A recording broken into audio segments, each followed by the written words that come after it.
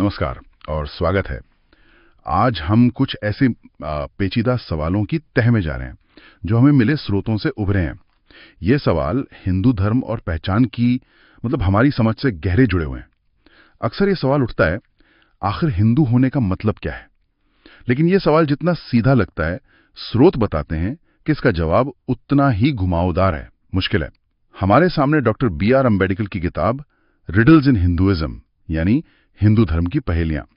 इसके कुछ महत्वपूर्ण अंश हैं और ये अंश इसी उलझन को परत दर परत खोलते हैं।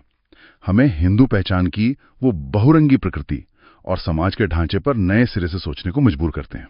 जी हाँ, ये स्रोत एक बहुत दिलचस्प तस्वीर पेश करते हैं। असल में वे दिखाते हैं कि जिसे हम हिंदू धर्म कहते हैं वो कोई एक रूप, कोई ठोस ढांचा नहीं है, बल्कि इसके भीतर अनगिनत और कई बार तो एक दूसरे से एकदम उलट मान्यताएं हैं, रीति रिवाज हैं, सामाजिक नियम मौजूद हैं। तो आज हमारी चर्चा का मकसद इन पहेलियों को सुलझाना नहीं है, बल्कि स्रोत सामग्री में जो तर्क और उदाहरण दिए गए हैं उनके आधार पर उनकी गहराई से पड़ताल करना है। बिल्कुल, तो चलिए इस पड़ताल को शुरू करते हैं। पहला और शायद सबसे बुनियादी सवाल जो ये स्रोत उठाते हैं, हिंदू कौन है? स्रोत ये समझने में मदद करते हैं कि आखिर क्यों इस सवाल का कोई एक सर्वमान्य जवाब देना इतना कठिन है। स्रोत की शुरुआत ही इस बात से होती है कि क्या अगर किसी औसत हिंदू से पूछा जाए कि वो हिंदू क्यों हैं या हिंदू धर्म क्या है, तो वो अक्सर निरुत्तर हो जाता है या उलझन में पड़ जाता है। ऐसा क्यों है? स्रोत इसकी क्या वजह बताते हैं? देखिए, स्रोत इसके पीछे कई परतें उजागर करते हैं। सबसे पहली और अहम बात तो है ईश्वर की अवधारणा। यहाँ बताया गया है कि कोई एक ईश्वर नहीं है जिसकी पूजा सभी हिंदू करते हों। कुछ लोग एकेश्वरवादी हो सकते हैं, लेकिन वो भी अलग अलग प्रमुख देवता जैसे विष्णु, शिव, राम या कृष्ण को अपना इष्ट मानते हैं।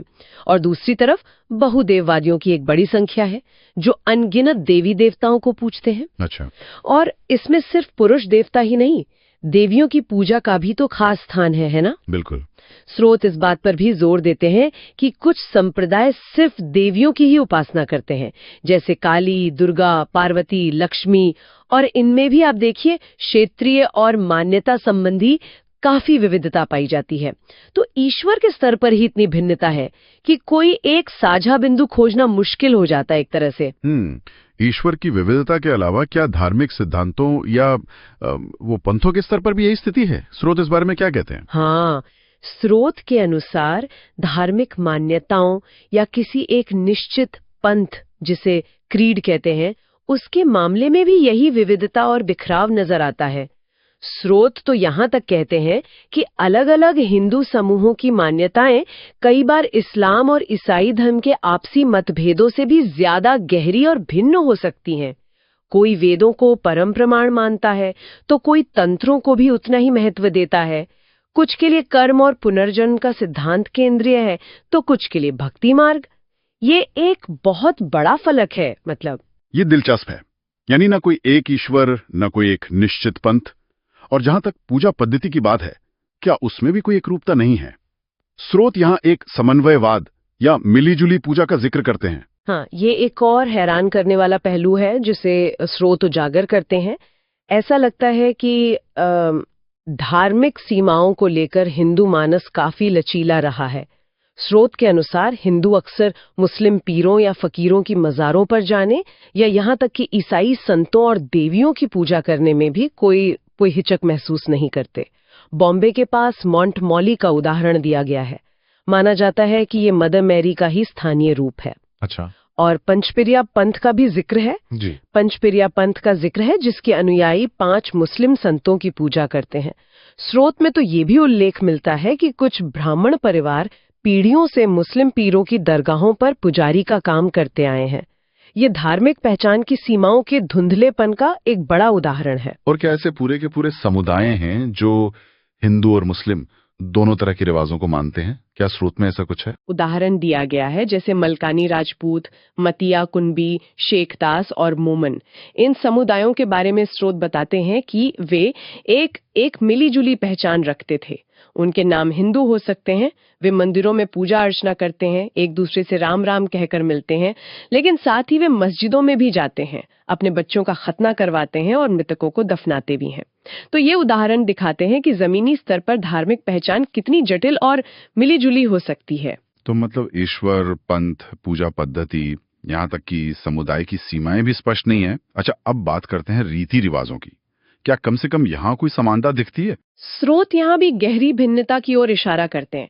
उत्तर और दक्षिण भारत के बीच विवाह संबंधी नियमों का उदाहरण वो बहुत स्पष्ट है।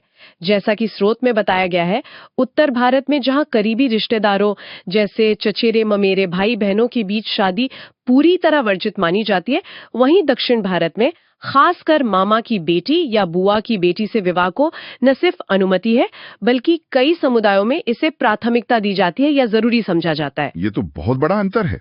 और महिलाओं की स्थिति या सामाजिक नियमों के बारे में? वहां भी स्रोत व्यापक अंतर दर्शाते हैं।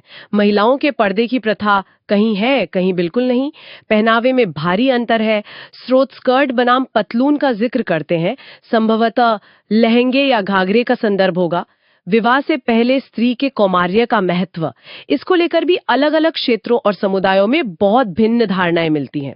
ये सब मिलकर एक ऐसी तस्वीर बनाते हैं जहां हिंदू रीति रिवाज जैसी कोई एक चीज परिभाषित करना लगभग नामुमकिन लगता है। तो अगर ईश्वर, पंथ, पूजा, समुदाय और रीति रिवाज, इनमें से कोई भी हिंदू होने की एक निश्चित पहचान नहीं देता, तो फिर क्या बचता है? क्या जाति व्यवस्था वो धागा है जो इन सबको एक हिंदू पहचान में पिरोता है? स्रोत इस पर क्या नजरिया पेश करते हैं? ये एक महत्वपूर्ण सवाल है। बिल्कुल, स्रोत स्वीकार करते हैं कि जाति व्यवस्था हिंदू समाज का एक केंद्रीय और शायद सबसे विशिष्ट तत्व है। स्रोत ये भी कहते हैं कि एक आम हिंदू शायद इस बात में ज्यादा दिलचस्पी रखता है कि वो अपने पड़ोसी के साथ रोटी बेटी का संबंध रख सकता है या नहीं, मतलब खान पान और विवाह, बजाय इसके कि पड़ोसी की धार्मिक मान्यताएं क्या है। जाति भेद उसके सामाजिक व्यवहार का एक अहम हिस्सा है। लेकिन क्या सिर्फ जाति मानना ही हिंदू होने के लिए काफी है? यहीं पर स्रोत एक और पेंच सामने लाते हैं। उनका तर्क है कि सिर्फ जाति व्यवस्था का पालन करना किसी को हिंदू नहीं बना देता। भारत में कई मुस्लिम और ईसाई समुदाय भी हैं जो सामाजिक स्तर पर, खासकर शादी ब्याह के मामले में, जाति जैसी संरचनाओं या गोत्र जैसी व्यवस्थाओं का पालन करते हैं, लेकिन उन्हें कोई हिंदू नहीं कहता। तो स्रोत हमें फिर उसी शुरुआती सवाल पर लाकर खड़ा कर देते हैं। अगर ये सब नहीं, तो फिर आखिर हिंदू कौन है? ये पहली पहेली है जिसका कोई सीधा जवाब स्रोत के अनुसार नहीं मिलता। ये वाकई में पहचान की एक गहरी पहेली है। इतनी विविधता, इतने अंतर विरोध कि कोई एक परिभाषा वो पकड़ में ही नहीं आती। जी चलिए। अब इस चर्चा को हिंदू सामाजिक संरचना के एक और बुनियादी स्तंभ की ओर ले चलते हैं, वर्ण व्यवस्था, यानी ब्राह्मण, क्षत्रिय, वैश्य और शूद्र का विभाजन। इसे अक्सर सनातन और देवीय विधान माना जाता है, लेकिन क्या स्रोत इसकी उत्पत्ति पर भी सवाल खड़े करते हैं? जी बिल्कुल। वर्ण व्यवस्था को हिंदू समाज का आधार माना जाता है। अक्सर कहा जाता है कि ये ईश्वर द्वारा निर्मित है। पर स्रोत इसकी उत्पत्ति के बारे में क्या बताते हैं? क्या इस पर कोई एक मत कहानी मिलती है? एक मत होना तो दूर की बात है। स्रोत वर्ण व्यवस्था की उत्पत्ति को लेकर इतने अलग अलग और अक्सर एक दूसरे को काटते हुए विवरण सामने रखते हैं कि हैरानी होती है। ये दूसरी पहेली है, कह सकते हैं। सबसे ज्यादा प्रचलित विवरण हमें ऋग्वेद के पुरुष सूक्त में मिलता है। वो एक प्राचीन भजन है जिसमें एक विराट पुरुष की बलि से सृष्टि की उत्पत्ति बताई गई है। हाँ, ये कहानी काफी सुनी जाती है कि उस विराट पुरुष के मुख से ब्राह्मण, भुजाओं से राजन्य यानी क्षत्रिय, जांघों से वैश्य और पैरों से शूद्र उत्पन्न हुए। बिल्कुल। और स्रोत बताते हैं कि यजुर्वेद और अथर्ववेद भी कमोबेश इसी पुरुष सूक्त की कहानी को दोहराते हैं। लेकिन मामला यहीं खत्म नहीं होता। जब हम बाद के धर्मशास्त्रों को देखते हैं, जैसे मनुस्मृति, तो स्रोत के अनुसार वहां कम से कम 3 अलग अलग और परस्पर विरोधी कहानियां मिलती हैं। 3 अलग कहानियां सिर्फ मनुस्मृति में? वो कौन सी हैं? स्रोत के मुताबिक एक कहानी कहती है कि स्वयंभू ब्रह्मा ने सीधे अपने शरीर के अंगों, मुख, भुजा, जांघ, पैर से चारों वर्णों को बनाया। दूसरी कहानी थोड़ी अलग है। इसमें ब्रह्मा एक अंडे से पैदा होते हैं और फिर वो वर्णों की रचना करते हैं। और तीसरी कहानी में विराट पुरुष से पहले मनु पैदा होते हैं और फिर मनु से चारों वर्णों की उत्पत्ति होती है। तो आप देख सकती हैं, उत्पत्ति का स्रोत और प्रक्रिया दोनों बदल रही हैं। ये तो सचमुच भ्रमित करने वाला है। और महाभारत जैसे महाकाव्य में इस बारे में क्या कहा गया है? क्या वहां कोई स्पष्टता है? स्पष्टता तो नहीं, बल्कि स्रोत बताते हैं कि महाभारत में तो कम से कम 4 अलग-अलग स्पष्टीकरण मिलते हैं। एक जगह मनु को ही सभी वर्णों का पिता या पूर्वज बताया गया है। दूसरी जगह पुरुष सूक्त वाली कहानी दोहराई गई है। तीसरा सिद्धांत भृगु ऋषि का बताया गया है, जो कहती हैं कि शुरुआत में सभी मनुष्य ब्राह्मण ही थे, लेकिन धीरे धीरे अपने कर्मों और गुणों के आधार पर वे अलग अलग वर्णों में बट गए। यहाँ रंगों का भी जिक्र है। ब्राह्मण सफेद, क्षत्रिय लाल, वैश्य पीला और शूद्र काला।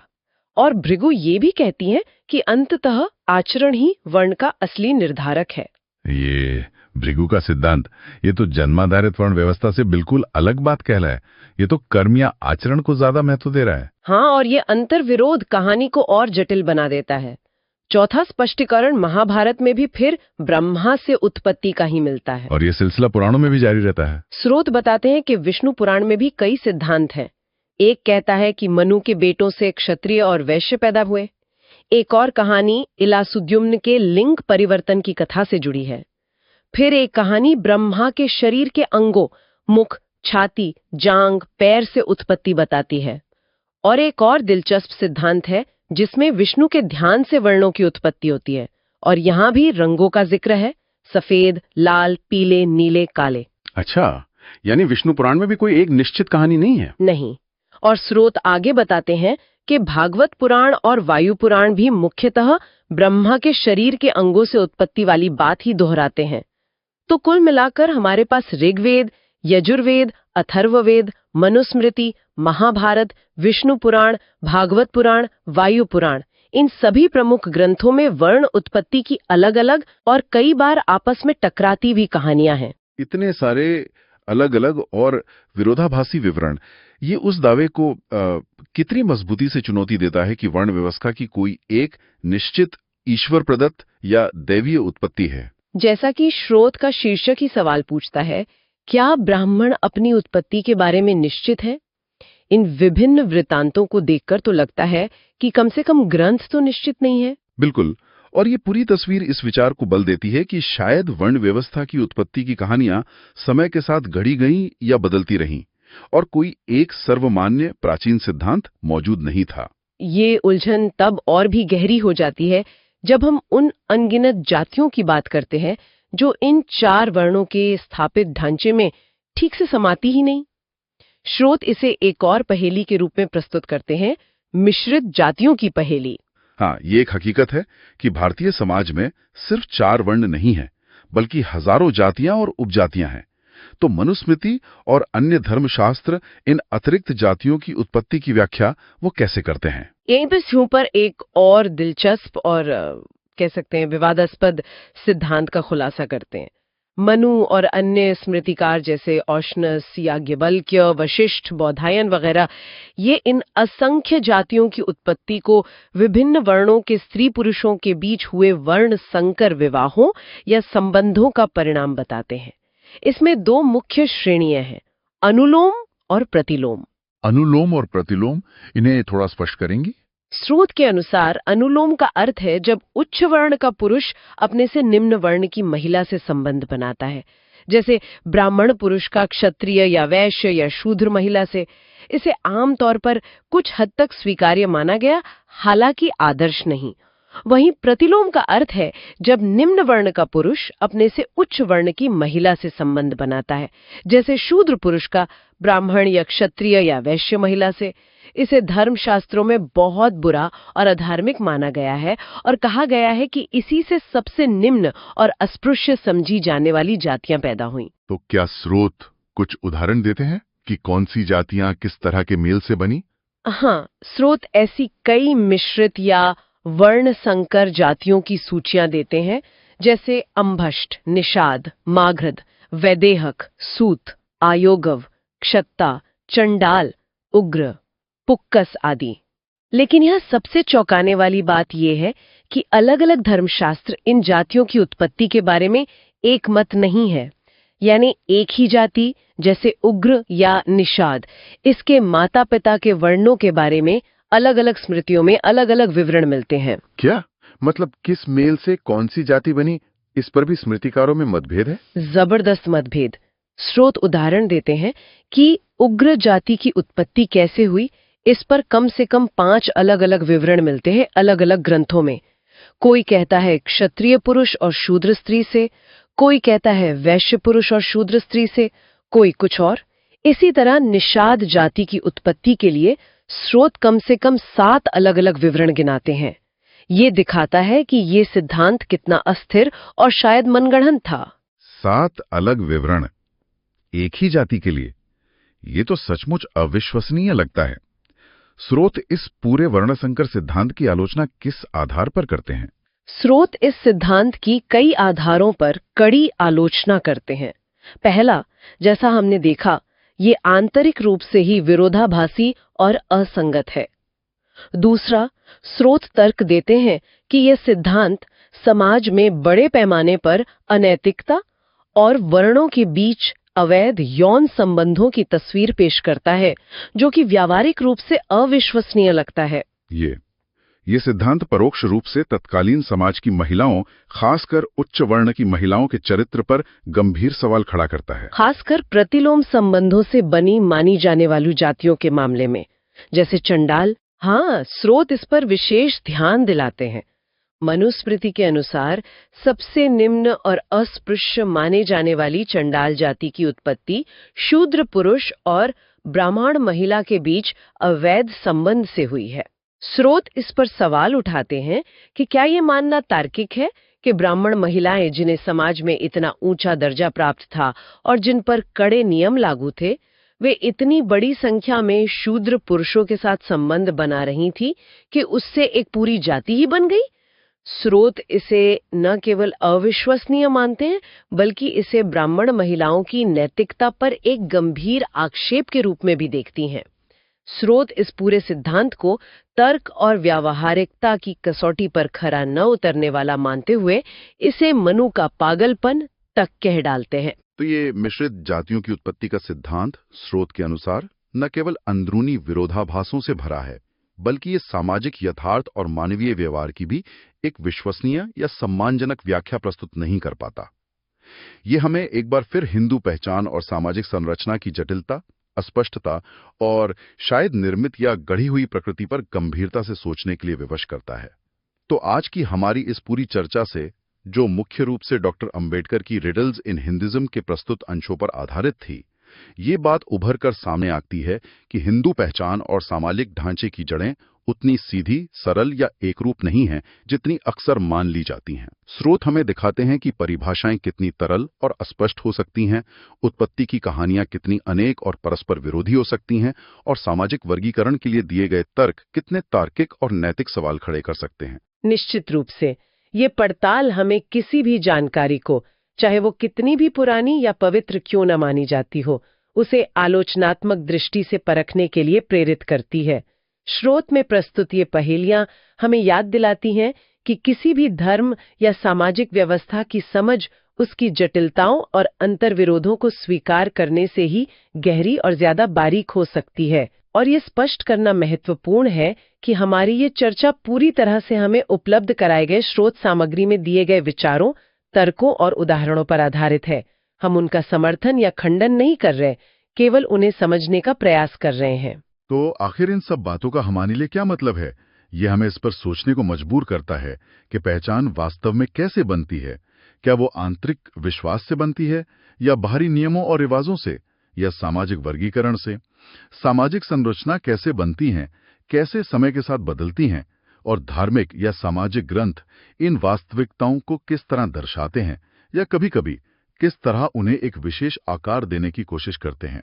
ये केवल अतीत की बातें नहीं हैं, ये आज भी हमारी सामाजिक समझ और व्यवहार को कहीं न कहीं प्रभावित करती हैं। और जाते जाते एक विचार छोड़ जाते हैं। हमने स्रोतों में देखा कि वर्ण व्यवस्था की उत्पत्ति के कई सिद्धांत मौजूद हैं। इनमें से कुछ, जैसे महाभारत में भृगु ऋषि का सिद्धांत, वो जन्म के बजाय कर्म, गुण या आचरण पर ज्यादा जोर देते प्रतीत होते हैं। ये हमें सोचने पर मजबूर करता है। अगर वर्ण की अवधारणा, जैसा कि कुछ स्रोत संकेत करते हैं, शुरुआती दौर में कर्म या गुणों पर आधारित थी, तो फिर समय के साथ ये इतनी कठोर और पूरी तरह से जन्म आधारित कैसे बन गई? इस बदलाव के पीछे कौन सी सामाजिक, राजनीतिक या ऐतिहासिक ताकतें काम कर रही होंगी? इस सवाल पर विचार कीजिएगा। अगली बार फिर मिलेंगे एक नई पड़ताल के साथ। नमस्कार।